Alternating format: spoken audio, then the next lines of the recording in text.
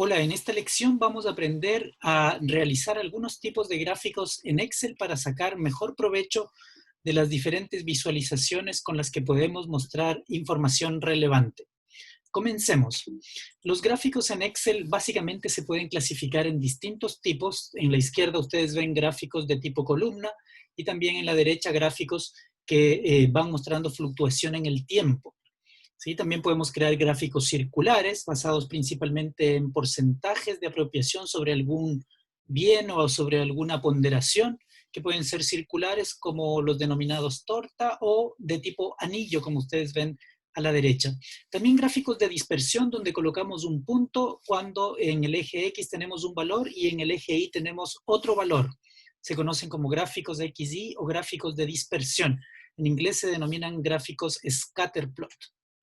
Y también vamos a trabajar ahora algunos ejemplos de tipo columna, de tipo barra, como el que está en la derecha, de tipo circular y de tipo dispersión, con los datos que ya hemos utilizado en otras lecciones.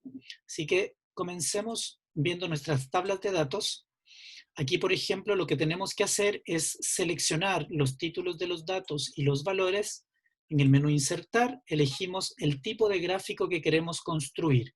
En este caso, un gráfico de tipo columna que se coloca aquí.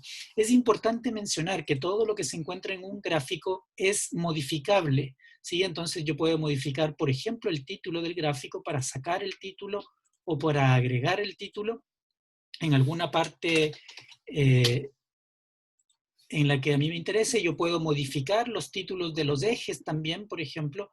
Yo puedo aquí agregar un título en el eje de las Is, por ejemplo, nota final. Y así, podemos modificar toda la información que tenemos en nuestros gráficos. Veamos un segundo tipo de gráfico. En este caso, tenemos más de una nota y queremos comparar entre las notas de la misma persona. En ese tipo, podemos utilizar también un gráfico de columnas o, en este caso, un gráfico de barras, que la única diferencia que tiene es que es horizontal o vertical, ¿sí? Aquí voy nuevamente a modificar el título del gráfico para agregar un nuevo título. En este caso, voy a editar el título del gráfico, notas parciales, por ejemplo. Entonces ahí yo muestro en Carlos cada una de sus 3 notas, en Bea también y en Ana también. Fíjense que lo importante aquí es que si algún valor cambia, el gráfico se actualiza automáticamente. Esa es la gracia de utilizar gráficos en Excel. Veamos un ejemplo adicional. Cuando yo tengo ponderaciones o porcentajes, es buena idea utilizar un gráfico circular siempre que los datos se encuentren bien distantes unos de otros, bien distintos unos de otros. De lo contrario, el gráfico circular no se aprecia tan bien, ¿sí? Entonces aquí, por ejemplo, incluimos un gráfico circular. Podemos modificar nuevamente en gráfico toda la información. En este caso le voy a agregar la información del valor del elemento. ¿Sí? Podemos cambiar formatos, tipos de letras y otra información se puede modificar. Lo que corresponde a leyenda es la descripción de colores y que también podemos modificar al lugar en el que nosotros queramos. ¿Sí? Acá, por ejemplo, para realizar un último ejemplo, vamos a utilizar el grado y el valor del seno. Entonces seleccionamos ambas columnas. ¿Sí? Esto no lo hemos hecho todavía. Vamos a seleccionar ambas columnas, el valor en X y el valor en Y. En el valor en X voy a colocar el grado y en el valor en Y voy a colocar el valor de la función seno, la función trigonométrica.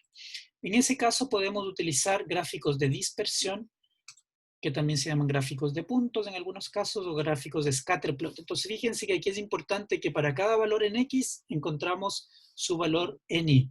Por supuesto, este gráfico puede tener algunas variaciones, ¿no es cierto? Como, por ejemplo, podríamos incluir también en la dispersión la línea, cuando sean datos continuos, o cuando queramos mejorar un poco la variación. Si hacemos lo mismo para el seno, vamos a obtener un gráfico similar. Esos son los gráficos y nosotros tenemos que elegir según el tipo de datos que tenemos el mejor gráfico. Si es temporal, podría ser un gráfico de líneas. Si son porcentajes, un gráfico circular. Si son comparaciones entre valores, pueden ser gráficos de columnas o gráficos de barras. Importante recordar que todo es modificable en los gráficos y que después yo puedo copiar estos gráficos y pegarlos, por ejemplo, en un informe en Word, en una presentación en diapositivas en PowerPoint u otro software en mi computador. Hasta aquí llegamos con esta unidad virtual de aprendizaje. Muchas gracias.